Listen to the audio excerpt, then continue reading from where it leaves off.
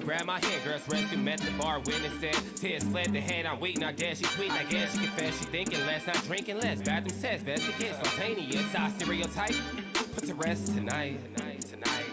Imagine, believe, and achieve, it works. Skyline as I rise like fireworks. Hello, everybody, and welcome to After the Storm, your Thunder post-game analysis. I was supposed to do this the other night, but had some issues with cutting down a power line or cutting down some trees, keep my power line coming out. I did not know that when OG&A comes back out to hook your power up, you're supposed to flip your switch yourself. So I ended up not doing the post-game, the Thunder Atlanta Hawks post-game the other night. And so anyway, I'm doing it today. And, of course, I'm going to preview tonight's game against the Detroit Pistons. So we're going to talk about that. So, but anyway, like I said, welcome to After the Storm. I'm your host, Matt Clark. And we're talking about the Atlanta game the other night. But, of course, the Thunder were defeated soundly by the Hawks, 118-136. And the game was not even close. The score says 18 points, but it wasn't close. I'm going to start out with what my keys were to the game. We want to keep Atlanta in front of us. Let's not try to play at their pace, which means they like to get up and down the court, keep the game at fast pace, shoot a lot of threes. Do not turn the ball over, and we have to get back in transition defense because if we don't, they would just kill us. And when you go back and you're going to see what happened in the game, that's exactly what transpired. We did not keep them in front of us. We tried to play at a different pace. We were getting up and down the court. We were shooting quick in the shot clock and allowing them to get extra possessions, and it just did not do us any good. We did not play the normal Thunder basketball, which is exactly what happened. But once again, when you're playing with the team, the players that we're playing with, it's kind of hard to do. So we started the game out with this group with Maladon, Wiggins, Roby, Poku, and Kreshki, and which is not necessarily my favorite lineup, but at the same time, I mean, you've got one really starter in there or two starters. You got Wiggins and Roby really have been your starters all year, but when you look at the injury report, this is what absolutely kills the Thunder. Shea out for the season. Josh Algighty out for the season. Dort out for the season. Baisley out for the season. Muscala out for the season. Jerome out for the season. Kendrick Williams out with the knee. Derek Favors out with the back. And, of course, now Trey Mann out with a hamstring injury. So this is why the Thunder is starting the team that you normally start, that you have. And now we did get Robinson Earl back, and he's trying to come back and playing into shape. But when you look at it, our best players are all right there. All right there on the injury report and gone for the rest of the year. So when you look at that, you think it's a tall task for the Thunder to be able to come back and really play well. But like I said, the one thing about the Thunder, even though we are basically a G League team, and I'm not trying to disrespect the players at all, don't get me wrong, but I just like I've always said, I'm going to be honest, I'm going to tell you how it is on this show, and we have a G League team. Okay. If we had these starters, you would not see these guys out here, really. You're going to see Wiggins clearly because he was a starter. And Roby was a starter once Robinson Earl went out, and then he came in and he started playing. So, but Sarr two-way, Lindy Waters two-way, none of these guys will really be getting significant minutes the way that they are, but it's giving them a chance to put some tape on, like me and my boy Aaron Rowe were talking about the other night. The fact that you had two Norman North guys going at it, which was a huge deal for the city of Norman and the school of Norman North to have Lindy Waters and Trey, wow, my mind just went, Trey Young. Wow, can't believe I just had a fart there, brain fart. Anyway, Trey Young and them two going against each other. So, but what it ended up being, Trey Young show. And he toyed with us. He had 19 on 6 of 8 shooting. He was Trey just had fun. He was out there enjoying himself, being back in Oklahoma City, enjoying himself. It's like he was playing in the Skins League game because that's basically what he was doing. He's playing against Skins League players. That's what was happening, and he knew it. And he just came out and put on a show because he could, and he did. And there was just nothing we could do about it. There's very few people that can do anything about Trey, and we don't match up with them at all. And Lindy was trying to guard him, but let's face it, Lindy can't play defense.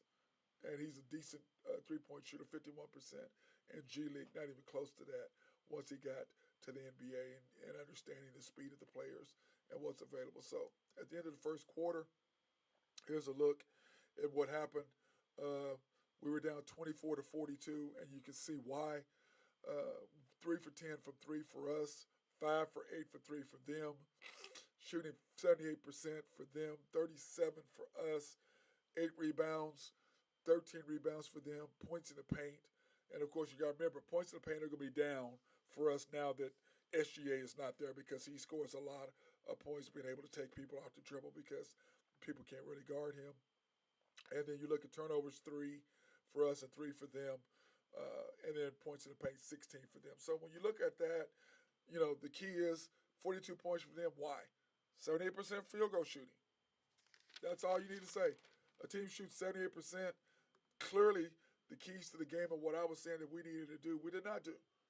We did not get back on defense. We did not keep them in front of us. Okay?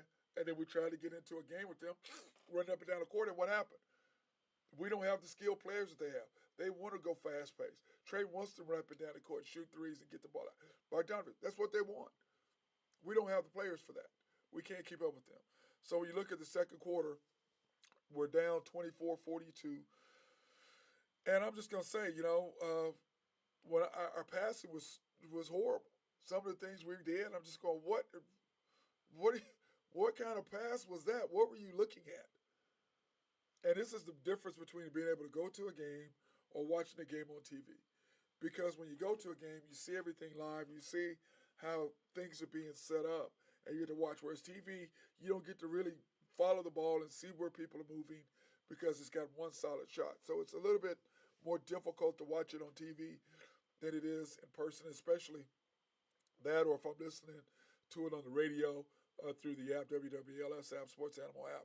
It's kind of hard to listen to these guys because they don't really give me an accurate depiction of what's happening. They won't say, oh, that was a horrible pass. Oh, that's just a bad. Well, no, it was a horrible pass. It wasn't a bad pass. It was a horrible pass. So that's the difference between watching and then we just gave up way too many open shots. Every time you turn around, somebody was unguarded. And you wonder why they shot 78%. This is the league. Atlanta's got one of the best teams in the Eastern Conference. They've got some of the best shooters. But this is the NBA, and if you leave guys open, they will make you pay. And that's exactly what happened in this game. And you just look at us like, we just couldn't keep people in front of us. We were running down the court, shooting too soon in the shot clock. And then all of a sudden, what did we do? We did score better that quarter, I will say. And here's the stats. We gave up 43, so you went 42-43 in consecutive quarters. 42-43 in consecutive quarters. And when you look at them in the first quarter, they were 5 for 8 from 3, and then they were 12 for 19 for the game at this point for the half.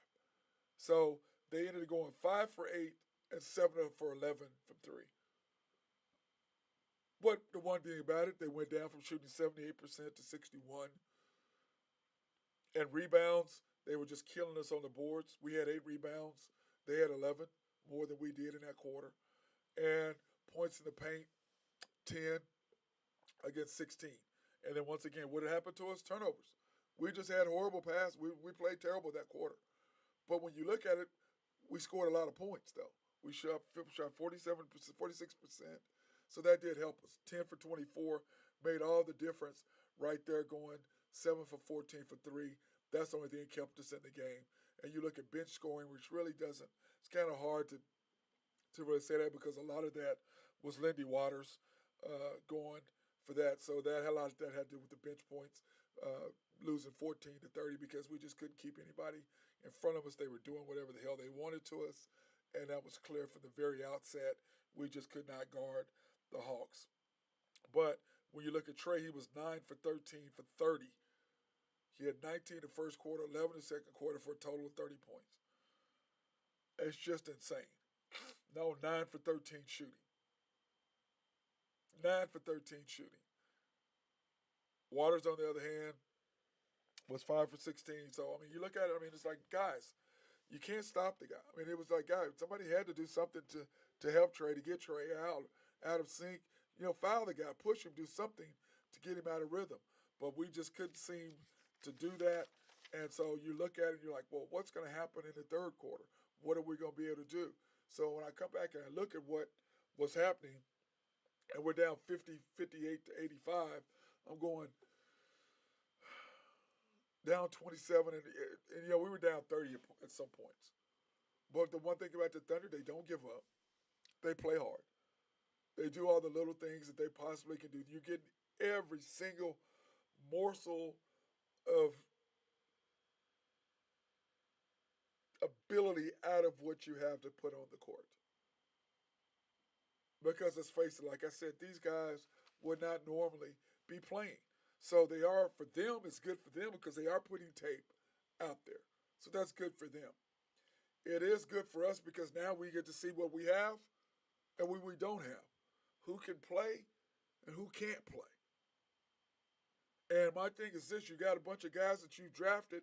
Clearly, I don't know why we went away from the Kevin Durant's, the Westbrooks, the Hardens, the Ibakas, and now you're doing Baisley, Poku, Jerome. Now, you did get Giddy out of there, but those are easy guys. I mean, what are you doing? What are you doing? Now, remember, we did not draft Shea. We inherited Shea in a trade. Now, he got drafted by the Clippers in the first round. Clearly, we know why now. But that's just telling me we wouldn't have drafted him. So I'm just sitting there looking at it like, guys, come on. You got to step up. You got to be able to draft better. And this European thing got to go away. You got to get guys who can play. And you look at this draft, there's guys who can play. I like 3 and D guys. Guys who can play 3-point, they can shoot the 3, and they can play defense. That's what I like. That's what I have to have. Okay? That's what I have to have. So, going into the third quarter, we look at our starters for the third were the same as the game. Maladon, Wiggins, Roby, Poku, and Krejci. Those are our starters for the game. So when you look at that, you're like, okay, here we are. We've got these guys. You have 2 starters, really one all year long has been Wiggins. And then Roby came in once Robinson Earl got hurt. He pretty much established himself. And I think Robinson Earl is going to have a hard time getting his spot back. And, of course, Poku and Krejci. So that was our starting lineup, and we came back. And my keys for the third quarter were simple. Get some stops. Don't try to get all the points back at one time. Get back on defense. And do not settle for threes. And most of all, take care of the basketball because those 7 turnovers killed us in the second quarter. Now, when I'm going through that and I look at what happened in the third quarter, all of those things happened in the third quarter. We didn't really turn the ball over. We didn't settle for a bunch of threes. We didn't try to get all the points back at the end of the deal. And so what ended up happening, we outscored the guys 31-30. But to get into that before that, Trey had 41 and Waters had 20. 41-20 when you look at that. 41-20. And I think that, Lindy did a great job of trying to keep up, but the fact that 2 Norman North players, high school players, were playing in Oklahoma City in the NBA is quite an accomplishment for that high school, the city of Norman, and for the state of Oklahoma. And remember, Lindy went to Oklahoma State, Trey went to OU, so that has a lot to do with it. So let's get into the stats for the third quarter. You can look at it. We outscored them 31-30 in that quarter, and you can see a lot of it has to do with them just keeping them from shooting open shots and getting them open looks. And the fact they only went 3 for 11 from 3. And we, of course, didn't do much. I mean, we did, but we went 7 for 11, so that's the reason why we're in. We were hitting open shots. We were cutting down in their open looks.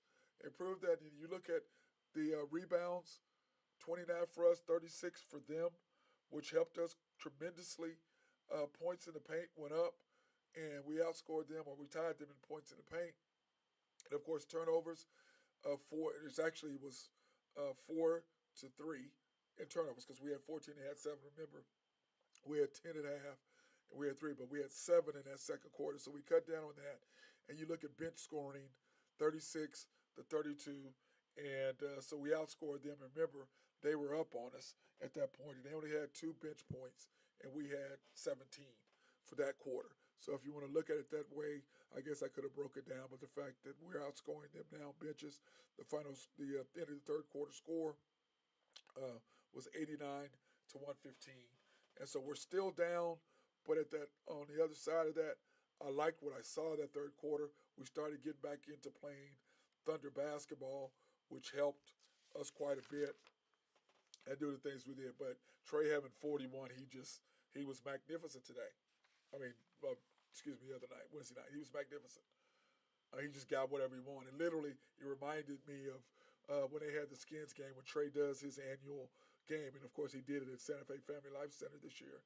I think we had 600 people, whatever it was. It was something ridiculous number of people there, but it was packed, and Trey put on a show there, and it was a great game. If you've never watched Trey Young that night that he comes back and he does the Skins League night there at Santa Fe, it was tremendous, and it's definitely worth going. And I think you can go to the Trey his website, Trey Young Foundation website, whatever, and you should be able to see some information about the game next summer and when it's coming up and what they can do with that. But so anyway, let's get into the fourth quarter. The one thing I wanted the Thunder to do was play hard, and we do that. Cut down on the turnovers, and we try to do a good job of that. So I will say that I was proud of the effort overall the second half, but what killed us is giving up 42 and 43 in consecutive quarters. 42 and 43, giving up 85 points for half. That's what the Lakers did the other night. That's just too many points. You can't give it up. We lost the game right there. But we were shooting too quick in the shot clock. We weren't doing all the keys that I said we need to do. We didn't keep them in front of them. We were letting them get open shots. We weren't getting back on defense.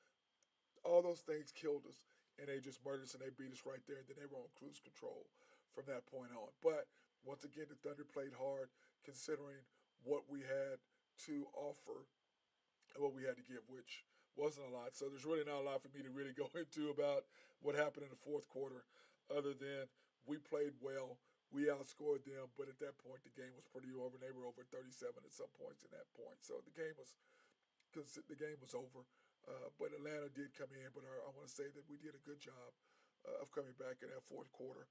And you can see that the final score of 118 to 136, we did outscore them 29 to 21 in that quarter. 3-point percentage, 17 to 41 for us for 47%. Ironically, the second game in a row, we went 17 for 41. 47%, like I said, 42 rebounds, 44 points in the paint. My PIP, which I liked it better when Shea was playing. Turnovers 18, which means we only had 4 turnovers and that. So think about this.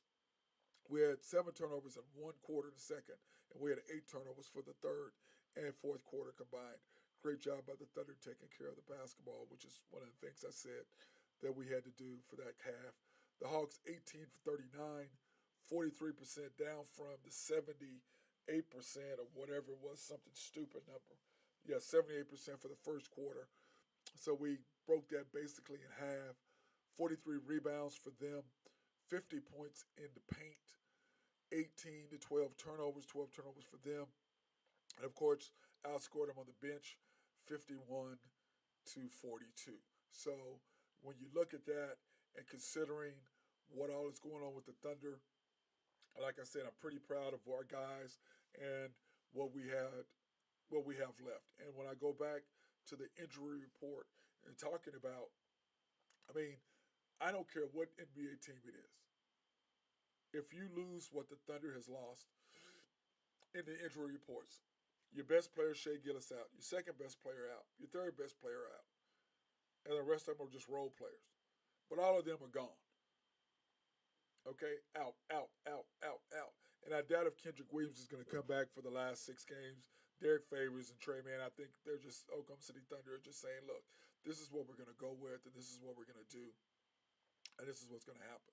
So, anyway, considering that, you talk about without scores and without our best players, what did our box score look like? What was it? And here's our box score.